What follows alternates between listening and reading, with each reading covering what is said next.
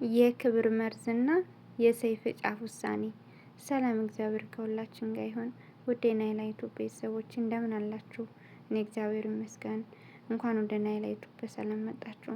ዩቲዩባችንን ላይክ እንዲሁም ሰብስክራይብ፣ ኮሜንት እያደረጋችሁ አበረታቱን። ከቃል ወደ ህይወት የተሰኘው ፕሮግራማችን ክፍል 13 በባለፈው አይተናል። ዛሬ ክፍል 14 ይዤላችሁ ቀርቤያለሁ። ሁላችሁም በጥሞና ተከታተሉኝ።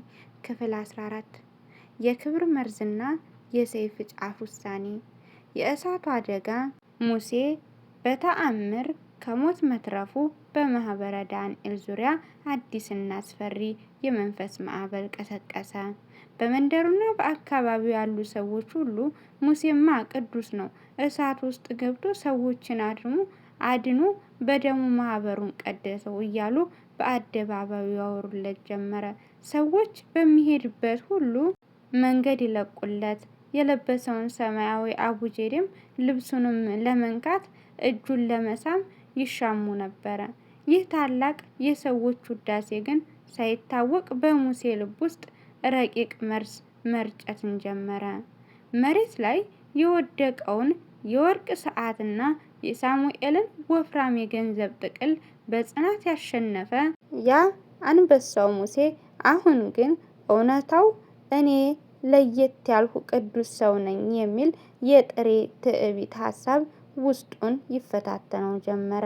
አንድ ቀን አመሻሽ ላይ በከተማው የዳዊት የንግድ ተቀናቃኞች የነበሩና በእሳቱ መቃጠል ሴራ ውስጥ እጃቸው ያለበት 3 ኃይለኛ ነጋዴዎች በድብቅ መጡ።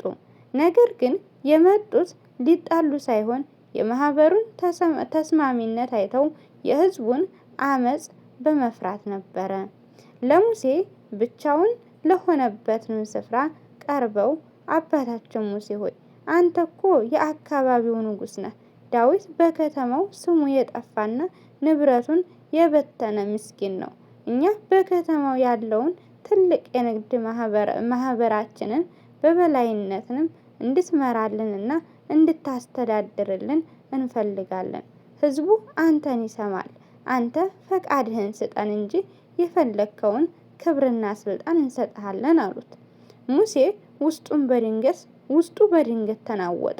የድሮ ታዋቂ የሆነው ስሜትና እኔ ከዳዊት እበልጣለሁ የሚል ኃይለኛ የኩራት ሰይፍ በልብ ውስጥ ተሰካ። ሰዎቹ ወዲያውኑ አላባረራቸውም። በሐሳብ ተውጦ ቆመ። አብርሃም ሁኔታውን ከሩቅ በትኩረት ይመለከት ነበረ። ሰዎቹ እንደሄዱ ሙሴ ብቻውን ወደ በዓቱ ሲገባ አብርሃም በበሩ ዘግቶ ከኋላው ቆመ። የሙሴ ዓይኖች በትዕቢትና በግራ መጋባት ተሞልተው ነበረ። አብርሃም በጽናትና በቁጭት አይኑን እያየ ወንድሜ ሙሴ፣ ዛሬ ሰዎች እጅህን ሲሳለሙና እነዚህ የከተማው ተኩላዎች ስልጣን ሊያቀርቡልህ በልብህ ውስጥ ምን አይነት የክብር ዙፋን እየቀለስክ ነበረ አለው። ሙሴ ፊቱን አዙሮ አብርሃም፣ ህዝቡ እኮ አክብሮኛል። ሰዎቹም ቢሆኑ እኔን ነው የመረጡት። ዳዊት ከከተማው የሸሸ ሰው ነው ብሎ ድምፁን ከፍ አድርጎ መለሰ። አብርሃም የሙሴን እጅ በኃይል ጨበጠው። ተጠንቀቅ ወንድሜ፣ ጠላት ዛሬ የመጣው በገንዘብ ጥቅል ሳይሆን ቅዱስ ነህ በሚል የመርዝ ማር ነው። ያ ቅዱስ ዮሐንስ ሐፂር በሰዎች ፊት ጋለሞታ ነህ ተብሎ በተሰደበ ጊዜ የተሰጠውን ምላሽ አስታውስ። ወንድሜ ሆይ፣ ውጪን ብቻ አይተህ እንዲህ ካልከኝ ውስጤን ብታየውማ ምን ትል ነበረ ያለው። እኛም ሰዎች ሲያደንቁን ጌታ ያወጣንን የኃጢአት ጥልቁን ጉድጓድ ማሰብ አለብን። ጌታ ያወጣንን የኃጢአትን ጥልቁን ጉድጓድ ማሰብ አለብን። ማህበሩ የቆመው በእኛ ቅድስና ሳይሆን በአባ ዳንኤል ደምና በዳዊት መስዋዕትነት ነው። አብርሃም የሙሴን ፊት እያየ ድምፁን ይበልጥ ዝቅ አድርጎ ታስታውሳለህን? እዚህ 3 መነኮሳት አህያቸው እንደሞተ ቅዱስ እነዚያ 3 መነኮሳት አህያቸው እንደሞተ ቅዱስ እንጦንስን እንዴት አወቀ ብለው በጠየቁት ጊዜ ሰይጣን ቀድሞ ነገሮችን በማወቅ ሊያታልላቸው እንደሞከረ አይተናል። አሁን ሰይጣን በእነዚህ ነጋዴዎች አፍ አድሮ ከዳዊት ትበልጣለህ እያለ የትዕቢት ሰይፍ ሊሰካብህ ነው። ሕይወታችንን ሁለት ሰዎች እንደሚሰሩባትንም ጀልባ ናት ብለን የለ። አሁን መቅዘፊያው ወደ ራስህ ክብር እያዞርከው ነው። ጀልባዋ ልትገለብጥህ ነው አለው። የአብርሃም ቃል የሙሴን የትዕቢት ጋሻ ሰበረው። ውስጡን ወጉት። ሙሴ በድንጋጤ ተንበረከከ። የጭንቅላቱን ፋሻ ላይንም የነበረውን የደረቀ ደም በእንባው መሟሟት ጀመረ። ወንድሜ አብርሃም ዛሬ ከጥፋት አዳንከኝ። እኔ እኮ በልቤ ለመለምኩ ብዬ በትዕቢት ልደርቅ ነበረ። እኔ እኮ በልቤ ለመለምኩ ብዬ በትዕቢት ልደርቅ ነበር። ጌታ ይቅር ይበለኝ እያለ ስቅስቅ ብሎ አለቀሰ። በዚህ መሃል ዳዊት በሩን በርግዶ ገባ። ፊቱ በደም ፍርሃትንም ተለውጦ ነበረ። ወንድሞቼ ፍጠኑ አለ።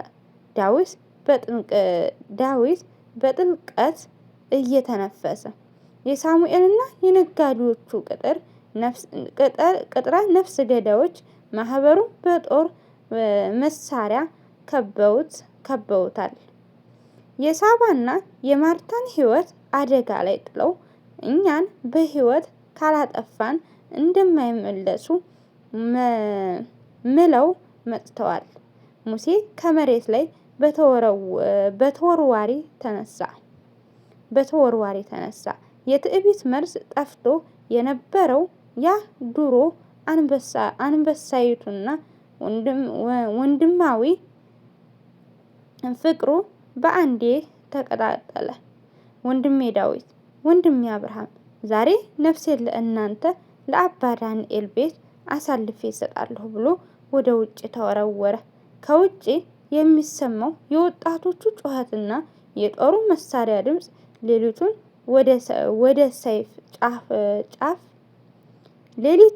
ወደ ሰይፍ ጫፍ ውሳኔ ቀይሮት ነበረ። ክፍል 15 ይቀጥላል። ክፍል 14 እንዴት አያችሁት? አስተያየት ኮሜንት ላይ አስቀምጡልኝ። ከክፍል 14 ምን ተማራችሁ? ክፍል 15 በቀጣይ ይዘን የምንቀርብ ይሆናል። እኔ ከክፍል 14 የተማርኩት ነገር ቢኖር ሰይጣን በጥሩ ነገር አስመስሎ በራሱ እንደሚፈትነን ሙሴን ልክ ቅዱስ ነህ ብሎ ነው በትዕቢት ሊጥለው የሞከረውና እኛንም በጥሩ ነገር አስመስሎ ወደ ክፉ ነገር ሰይጣን እንዴት አድርጎ እንደሚወስደን ተምሬበታለሁ። እናንተስ ምን ተረዳችሁበት? ብዙ መማር ይቻላል። ክፍል 15 ምን ይፈጠር ይሆን? ሙሴ ሕይወቱን አደጋ ላይ ጥሎ ያድናችሁ ይሆን ወይስ እንዴት ይሆን የሚለውን ክፍል 15 ላይ የምናየው ይሆናል። ስላዳመጣችሁን አመሰግናለሁ። ቻው